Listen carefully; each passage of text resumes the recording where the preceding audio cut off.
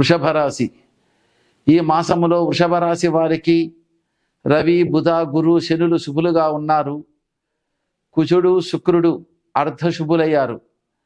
ఆర్థిక విషయాలలో పరిమితులు అనేది పాటించడం చాలా మంచిది. మీరు ఆశించిన ఫలితాలు పూర్తి స్థాయిలో లభించుట అనేది చాలా కష్టమవుతుంది. ప్రతిఫలం ఆశించటం వల్ల ఫలితాలు గౌరవము లోపిస్తుంది. అవసరాలు దృష్టిలో పెట్టుకొని మీరు ప్రవర్తించుట చాలా మంచిది. అట్లే అంతరంగిక విషయాలు, ఆత్మీయుల సలహాలు మీకు ఎక్కువ ఉపయోగపడే అవకాశాలు ఈ మాసంలో అధికంగా ఉన్నాయి.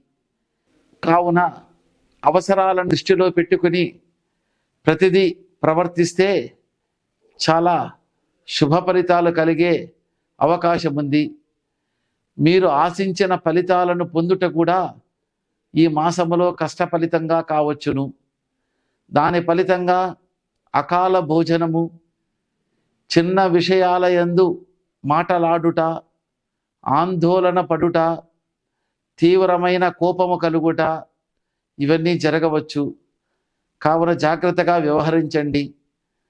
వృత్తి వ్యవహారాలలో అసహనము అన్ని విధాలా శ్రేయస్కరం కాదు.